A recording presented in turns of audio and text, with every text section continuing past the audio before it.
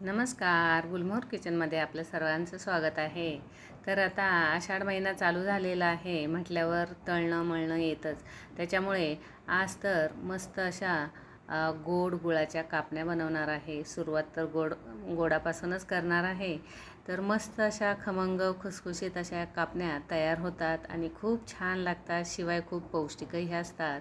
हा video skip न करता पूर्ण पहा आणि आवडल्यास मात्र एक लाईक आणि सबस्क्राईब करायला विसरू नका.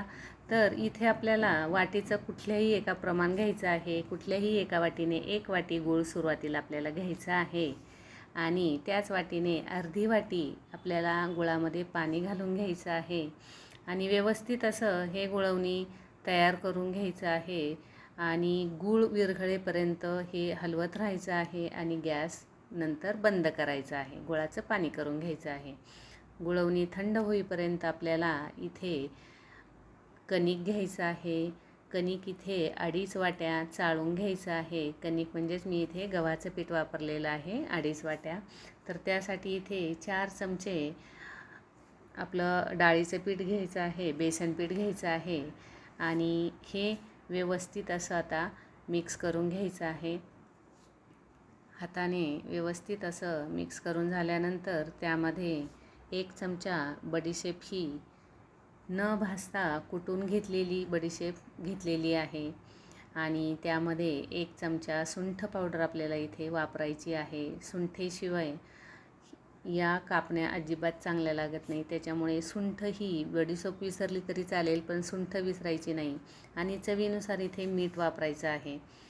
आणि त्यानंतर कडकडीत मोहन आपल्याला इथे घालायचं आहे. मी तेलाचं मोहन इथे 3 पळ्या हे घातलेलं आहे आणि हे जे मोहन आहे हे व्यवस्थित असं सगळ्या बाजूने पिठाला लागलं पाहिजे. जसं शंकरपाळ्याचं पीठ आपण मळतो ना, त्याप्रमाणे हे व्यवस्थित असं सगळ्या बाजूने लावून चोळून घ्यायचं आहे. अगदी छान, म्हणजे खूप खमंग खुसखुशीत अशा या आपल्या कापण्या तयार होतात.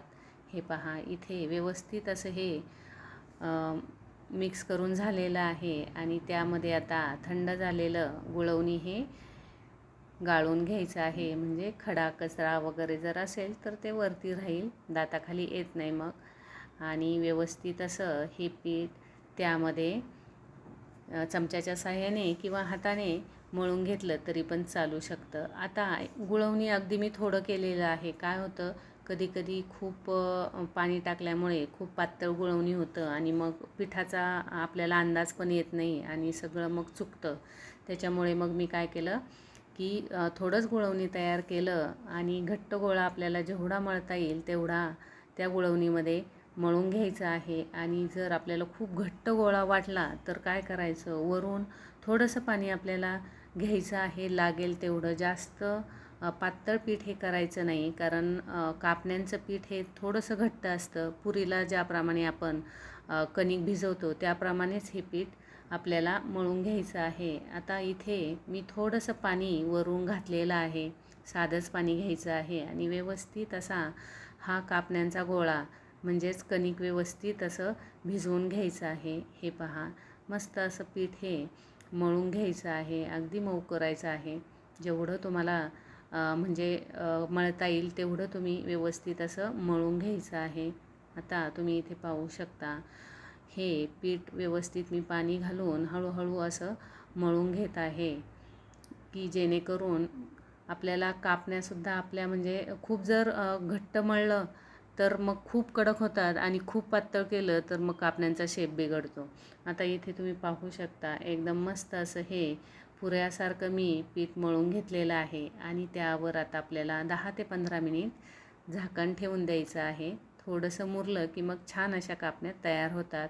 इथे 15 मिनिट झालेले आहेत आणि व्यवस्थित असे आता याचे छोटे छोटे सुरुवातीला गोळे करून घ्यायचे आहे. आता मी चाकूच्या साहाय्याने हे कट करून घेणार आहे. छोटा किंवा मोठा साईजचा, जेवढी तुम्हाला पोळी मोठी करायची आहे किंवा छोटी करायची आहे त्या साईजचे तुम्ही इथे उंडे करून घेऊ शकता. हे पहा, याप्रमाणे. आणि याला आता गोल असा आकार मी देणार आहे. म्हणजे काय होतं, सोपं पडतं, जास्त ताकद पण लावावं लागत नाही आणि काही नाही. तर इथे आता 7 7 तरी उंडे आपले तयार करून झालेले आहेत. उंडे करून झाल्यानंतर पोळपाटाला थोडंसं तेल लावायचं, म्हणजे कापण्या अजिबात चिकटल्या जात नाही. इथे पिठाचा वापर आपल्याला बिलकुलही करायचा नाही.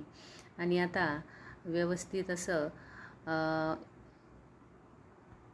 पोळी लाटून घ्यायची आहे. हे पहा, निम्मी पोळी लाटून झाली की त्यावर आपल्याला सगळ्या बाजूने खसखस लावून घ्यायची आहे.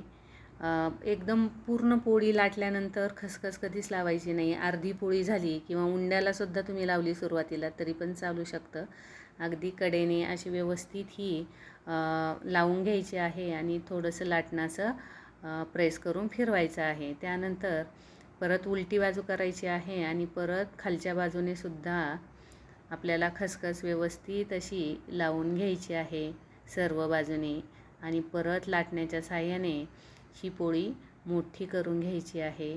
आता तुम्हाला जेवढ्या या कापण्या पातळ किंवा जाड हव्या आहेत तेवढी तुम्ही पोळी लाटायची आहे. आता मी इथे तुम्ही पाहू शकता ही पोळी लाटून झालेली आहे. याप्रमाणे मी जाड अशी ठेवणार आहे. जास्त जाड नाही करायची, मग काय होतं आतमध्ये थोडंसं पीठ असं कच्चं राहिल्यासारखं होतं. याप्रमाणे मी सर्व पोळ्या सुरुवातीला लाटून घेतलेल्या आहेत. काय होतं की कापण्या करायला एकदम सोपं जातं. एकीकडे तळायला कढई ठेवली आणि एकीकडे नुसते आपल्याला कट करून घ्यायच्या. खूप सोपं पडतं, करून पहा नक्की एकदा. आणि याप्रमाणे आता तिरक्या या कट करून सुरुवातीला सरळ रेषेत कापायच्या आणि नंतर तिरक्या, म्हणजे कापणीचा आकार मस्त असा येऊन जातो आणि खूप छान अशा या कापण्या दिसतात. इथे छान असं तेल तापलेलं आहे. एकदम कडक न करता अगदी थोडंसं जरा कमी गरम करायचं आहे, म्हणजे जेणेकरून आपल्या कापण्या लगेच लाल होणार नाहीत. आता सुरुवातीचा जो घाणा आहे तो थोडाच घ्यायचा आहे, म्हणजे पहिला जरी घाणा हा आपला थोडासा करपला तरी पण चालू शकतं, काही हरकत नाही.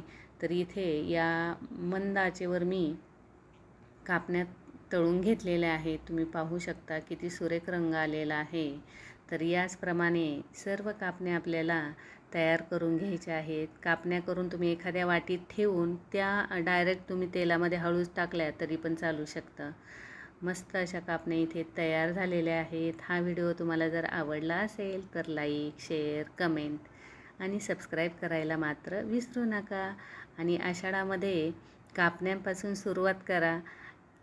खूप छान खमंग खुसखुशीत अशा या कापण्या तयार झालेल्या आहेत. तुम्ही इथे पाहू शकता.